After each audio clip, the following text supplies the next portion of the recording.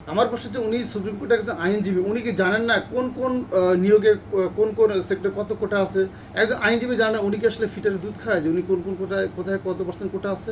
একজন সুপ্রিম কোর্টের আইনজীবী উনি যখন ফেসবুকে সামাজিক যোগাযোগের মাধ্যমে দেশ এবং জাতির কাছে বলে যে আসলে কোন কোন পদে এবং কোন সেক্টরে কোটা আছে এটা একটু আমাকে জানাবেন, জানলে আমি সেগুলো ব্যবস্থা নেবো। একজন আইনজীবী জানে উনি কি আসলে ফিটারে দুধ খায় যে উনি কোন কোন কোটায় কোথায় কত পার্সেন্ট কোটা আছে, কোন কোন সেক্টরে কার কত কোটা আছে এটা কেউ জানেন না। তার মানে আমার কাছে মনে হচ্ছে এই কথার মাধ্যমে ওনাকে অবশ্যই কেউ না কেউ পরিচালিত করছে।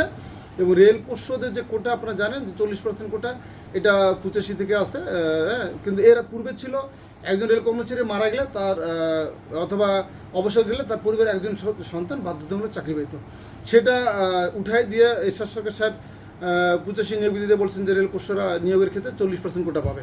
অর্থাৎ এই কোটা আবার কি পরীক্ষা দিয়ে মেধাতালিকা নির্বাচিত হবে, সেখান থেকে 40% কোটা পূরণ করা হবে। আসলে আদতে কখনো 40% কোটা পূরণই করা হয় না। আবার বিশেষ নিয়োগ বিধি যেটা করা হয়েছে আপনারা জানেন যে স্বৈরাচার বা সামরিক শাসনের যে আইনগুলো ছিল সেগুলো যে কোনো কারণে সেগুলো বিলুপ্ত করা হয়েছে, করার কারণে 20 নিয়োগ বিধি 25 নিয়োগ বিধি সংশোধন করে 2020 নিয়োগ বিধি করা হয়েছে। সেই নিয়োগ বিধিতে রেল পরিষদের অনেক অধিকারগুলো খর্ব করার কারণে আমরা সাম্প্রতিক কিছুদিন আগে নিয়োগ বিধি সংশোধনের যে একটি মামলা দায়ের করেছি এবং 21 মার্চ এটি কোর্ট থেকে রুল জারি করছে যে এই নিয়োগ বিধি কেন সংশোধন হবে না এবং পরিষদের যে দাবিগুলো বা যে সংশোধনগুলো চাচ্ছে সেগুলো কেন করা হবে না, মানে রুল জারি করেছেন 4 সপ্তাহের। ইতিমধ্যে হঠাৎ করে যেহেতু 26 থেকে উনি কোটা বাতিলের জন্যই রুল জারি আপনার কি বলছে একটি মামলা দায়ের করেছে হাইকোর্টে। যে এত কোটা থাকতে এত কিছু থাকতে হঠাৎ করে যে ওনার এখানে আসা, এটা আমাদের সন্দেহ হচ্ছে যে আসলে নিয়োগ বিধি সংসদ প্রক্রিয়াধীন অবস্থায় এই কোটা বাতিলের মামলাটি আসলে নিয়োগ বিধি বা পরিষদের যে শত্রু আছে তাদের কোনো এজেন্টটা বা দুর্নীতিবাজদের এজেন্টটা যারা আছে তাদের মানে উনি মানে এজেন্ট হিসেবে কাজ করছে কিনা। পাশাপাশি আপনারা জানেন যে রেল পরিষদ যে উনি ওখানে বলছেন শ্রমিক কৃষক যে আসলে তারা অনগ্রসর জাতি, অনগ্রসর যাত্রী কারা? অনগ্রসর জাতি হচ্ছে সেই যে যার আয় কম, যার পরিবার কৃষি জীবনযাপন করে, রেলের 3য় ও 4র্থ শ্রেণীর কর্মচারী, এদের বেতন সামান্য বেতন। তো এরা আসলে আমরা মনে করি যে এরাই তো অনগ্রসর যাত্রী, কারণ এদের দুরবস্থা এত যে 8250 টাকা স্কেলে একজন রেল কর্মচারী তার সংসার চালানোই কষ্টকর।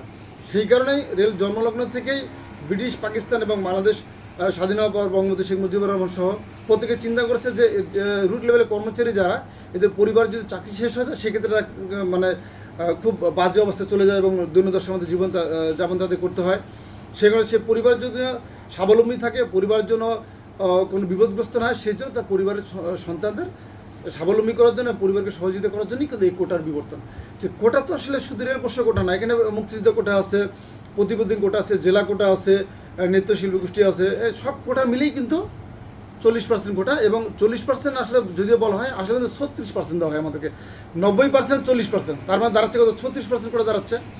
এই কোটা যদি বাতিল হয়ে যায় রেল পরিষদরা ক্ষতিগ্রস্ত হবে এবং পাশাপাশি রেল দক্ষ জনবল যে পাওয়ার একটা প্রক্রিয়া সেটা হারাবে। কারণ আপনারা জানেন যারা চাকরি করে তাদের সন্তানরা বিভিন্ন সময় তার বাবাকে সহযোগিতা করার জন্য বা বাবার খোঁজখবর নেওয়ার জন্য রেল অঙ্গনে বিচরণ করে। বিচরণ করতে করতে রেলের পরিষদরা কিন্তু চাকরি পাওয়ার পূর্বেই অর্ধেক প্রশিক্ষিত হয়ে যায়। তো এই যে প্রশিক্ষিত একটা মানে সন্তানদের রেল আসার সুযোগ বন্ধ করার যে প্রক্রিয়াটি শুরু করছে একটি কুচক্রী মহল, এবং আমি মনে করবো রেলের যে কালো বিলের চক্রটি আছে তাদের ইন্ধনে এই কাজটি করা হচ্ছে। এই কারণে বাংলাদেশ রেল পরিষদ সোসাইটি তার এই রিট মামলার দায়ের তীব্র নিন্দা প্রতিবাদ জানাচ্ছে।